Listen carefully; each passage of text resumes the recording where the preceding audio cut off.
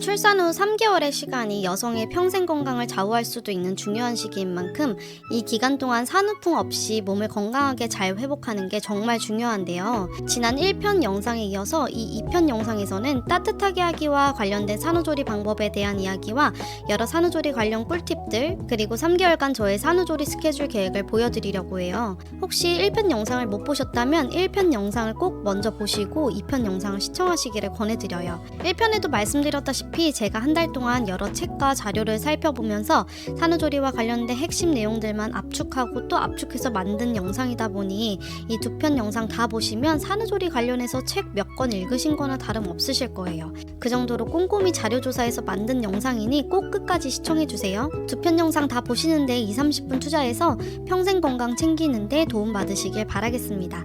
시작할게요. 산후조리와 관련해서 따뜻하게 하기에 대해서 말씀드려보려고 하는데요. 출산 후에 몸을 따뜻하게 해야 한다는 건 모두들 다 아실 거라 생각해요. 의학적으로도 근거가 있는 수칙이기도 한데요. 몸을 따뜻하게 유지하면 몸의 신진대사를 도와 노폐물이 원활하게 배출되고 면역력을 높여 회복을 도와준다고 해요. 하지만 지나치게 실내 온도를 덥게 하거나 일부러 땀을 내게 하는 것은 어지럼증이나 탈수 등을 일으킬 수 있어 오히려 산모의 건강을 해칠 수 있다고 합니다. 혈액순환이나 부종 제거를 위한 가벼운 족욕 정도는 괜찮지만 땀을 많이 내는 과도한 찜질이나 반신욕 등은 피하시는 게 좋습니다. 복장과 관련해서 말씀드리자면 보온이 중요하다고 해서 반드시 내복을 입을 필요는 없지만 산모가 찬바람을 직접 쐬면 좋지 않기 때문에 여름이라도 얇은 면 소재의 긴 소매 옷을 입는 게 좋습니다.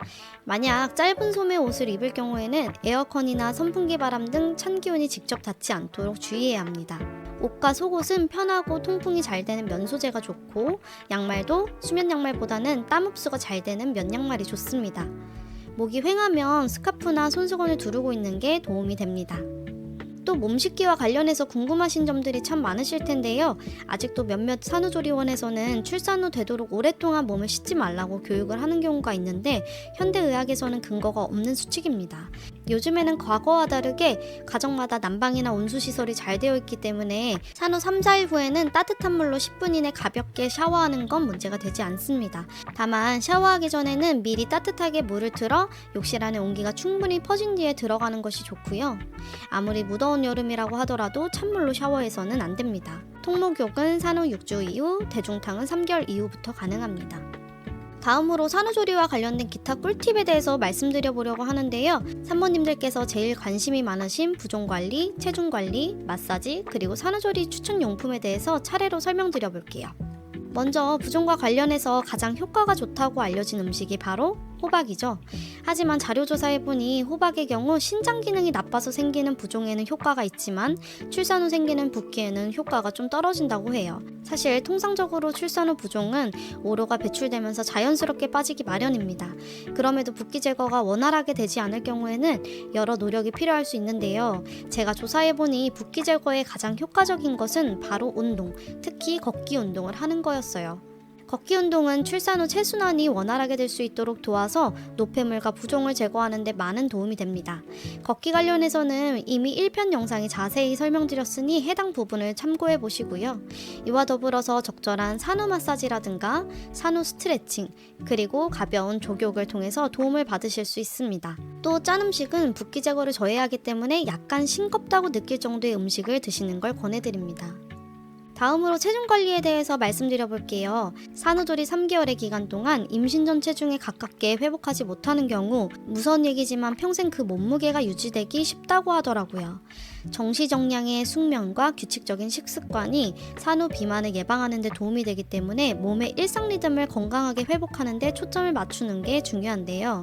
단 신체 기능이 온전히 돌아오지 않은 상태에서 살을 빼겠다고 무조건 굶거나 몸에 무리가 갈 정도로 운동을 할 경우 필요한 영양의 결핍과 산후풍 등 여러 문제를 발생시킬 수 있기 때문에 1편에서 설명드린 운동과 식단 관리 쪽 내용을 참고하셔서 건강한 산후 다이어트에 신경 써주시면 좋겠습니다. 산모님들께서 붓기 체중 관리를 위해 산후 마사지를 많이들 받으시는데요. 자료 조사를 해보니 의학적으로 출산 후에 마사지를 필수적으로 받아야 한다는 근거는 명확하진 않은 것 같더라고요. 그럼에도 산후 마사지가 산후 회복과 붓기 제거에 일정 부분 도움이 되기도 하고, 또 많은 산모분들께서 마사지를 받고 실질적인 효과를 얻고 계시기 때문에 원하시는 분들은 셀프 산후조리 시 출장 마사지 서비스 이용하는 것도 좋을 것 같습니다. 하지만 마사지를 받는다고 해서 붓기 체중 관리에서 가장 중요한 운동과 식단 관리에 소홀히 해서는 안 된다는 거 꼭 명심하세요. 참고로 조리원에서 보통 1회에 2~30만 원 정도의 산후 마사지를 받기 마련인데, 출장 마사지를 받게 되면 조리원 마사지보다 좀 더 저렴한 비용으로 마사지를 받을 수 있습니다. 또는 집 근처에 산후 마사지도 가능한 로드샵 마사지를 이용하게 되면 아무래도 출장 비용이 빠지기 때문에 출장 마사지보다도 더 저렴한 비용으로 서비스를 받으실 수 있으니 출산 전에 미리 알아보시기 바랄게요. 마지막으로 산후조리 필수템 4가지만 소개해드리려고 해요. 제가 고정 댓글에 링크 같이 남겨드릴 테니까 설명 들으시다가 혹시 나한테 필요하겠다 싶은 거 있으시면 바로 구매해보시길 바랄게요. 모두 돈이 많이 들지 않은 용품들이거든요. 제가 화면 보면서 설명을 좀 드릴게요. 먼저 첫 번째로 면 양말입니다. 출산 가방에 빠지지 않고 등장하는 게 이 수면 양말인데요. 사실 수면 양말은 통풍과 땀 흡수가 잘 되지 않아서 이런 수면 양말보다는 면 양말이 더 좋아요. 특히 이 제품처럼 발목을 과도하게 압박하지 않으면서 땀 흡수가 잘 되는 면 양말을 고르시는 게 좋거든요. 특히 산모들은 평소보다 더 많은 땀을 흘리기 때문에 양말이 조금 젖었다 싶으면 빨리빨리 갈아 신어야 해서 여러 켤레 좀 준비하시길 추천드릴게요. 다음으로 손목 보호대입니다. 아시다시피 출산 전후로 손목 통증을 호소하시는 산모님들이 굉장히 많다 보니 이런 손목 보호대는 추천템이라기보다는 필수템이라고 할 수 있는데요. 산모 손목 보호대를 뭘 써야 하나 고민이 많이 되실 텐데, 여기 보시면 이런 엄지고리형도 있고 이런 아대형도 있는데요.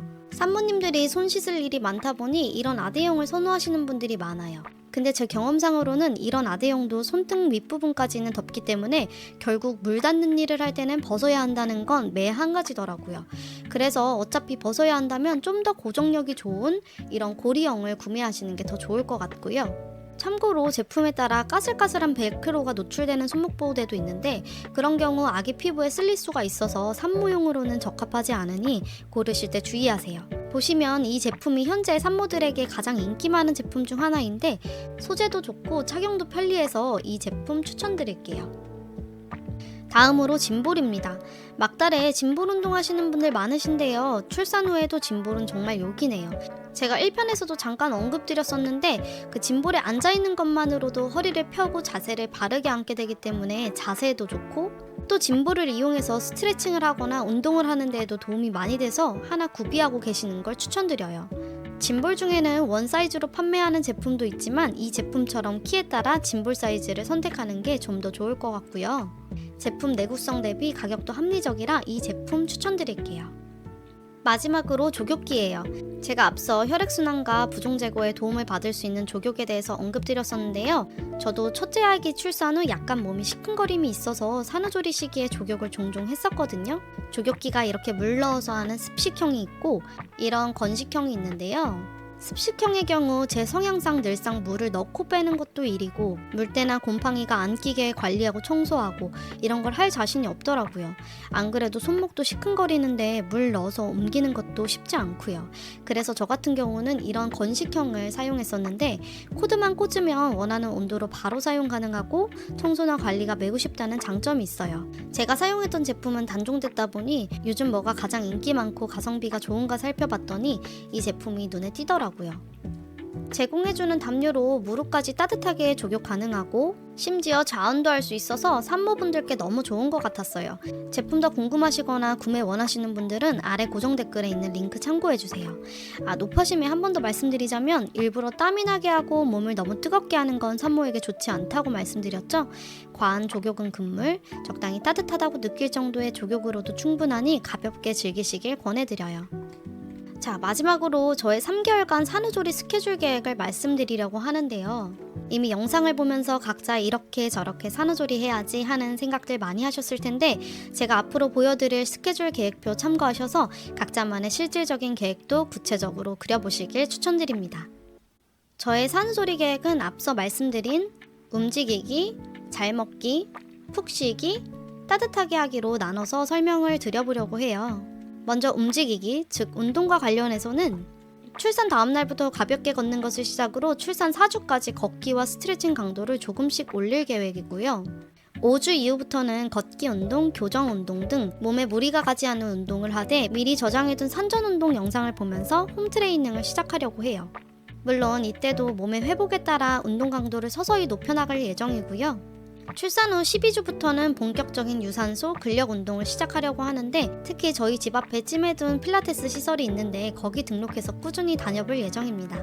움직이기 관련 공통사항으로는 항상 바른 자세를 유지하려고 노력하고 운동과 식단 관리를 통해서 건강하게 체중 관리를 할 생각이고요. 또 출산 일주일 이후부터 가벼운 집안일은 조금씩 하면서 너무 늠름만 하지 않도록 주의하려고 합니다.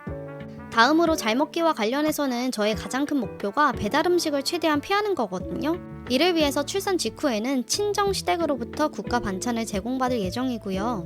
출산 4주부터 7주까지는 산후도우미를 이용할 예정인데 보통 산후도우미께서 산모를 위해 국가 반찬을 해주시는 경우가 많아서 이를 통해 건강한 식단을 유지하려고 노력할 것 같고요. 또 8주차부터는 집 근처 반찬 배달 업체를 이용할 계획입니다. 잘 먹기와 관련된 공통사항으로는 배달 음식 피하기, 충분한 수분 섭취, 미역국을 포함한 다양한 국 섭취, 담백하고 건강한 식단 유지 정도로 요약할 수 있겠습니다. 다음으로 푹쉬기와 관련해서는 아무래도 외부의 도움을 받지 않고 푹쉬기란 불가능하기 때문에 어떻게 외부에서 도움받을 것인가를 중심으로 계획해봤는데요. 출산 후 일주일 동안은 친정엄마의 도움을 받을 예정이고 그 이후 남편이 2주 동안 배우자 휴가를 써서 밤중 수유까지 남편이 도맡아 하기로 했습니다. 이를 통해서 출산 3주까지는 최대한 수면 시간을 확보해서 몸을 빨리 회복시키는 데 집중할 것 같고요. 출산 후 4주부터는 하루 8시간 정부 산후도우미 서비스를 이용하고 그 이후부터는 몸의 회복 상태에 따라 산후도우미 서비스를 연장하거나 단시간 아기 돌봄 서비스를 이용할 예정입니다. 관련해서 필요시 주 1회 정도 청소도움 서비스를 이용하거나 출장 마사지 또는 로드샵 마사지를 이용할 것 같아요.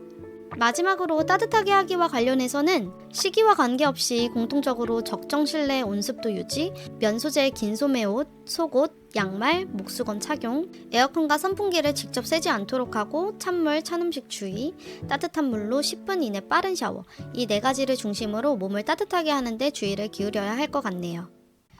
영상을 마무리하려고 하는데요. 산후조리라는 게 신체적인 회복만을 포커스에 두는 경우가 많고 저 또한 이 영상에 신체적인 산후조리에 대해서 길게 설명드렸는데요.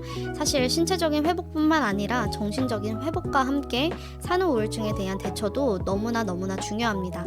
정도의 차이가 있지만 출산한 여성의 상당 부분이 산후 우울증을 겪게 되는데 그중 일부는 굉장히 심각한 수준의 우울증을 겪게 된다고 그래요. 산후 우울증이 심해질 경우 산모의 심리적인 건강뿐만 아니라 아기와의 올바른 애착 관계를 형성하는 데 악영향을 줄 수 있기 때문에 꼭 정신적인 산후조리에도 신경을 써주시면 좋겠습니다. 이를 위해서 남편이나 친정 등 가까운 사람이 산모에 대해서 관심과 돌봄에 신경 써주시는 게 제일 중요하다고 할 수 있고요. 무엇보다 신체와 정신은 연결되어 있다고 하잖아요. 몸이 제대로 회복되지 않으면 마음 회복도 그만큼 느려질 수밖에 없기 때문에 제가 이번 영상에서 설명드린 내용들 잘 숙지하셔서 몸의 회복과 통증에 잘 대처하고 충분한 휴식과 수면에 신경 써주시길 당부드립니다. 긴 영상 끝까지 시청해주셔서 정말 감사합니다. 다음에 또 만나요. 안녕.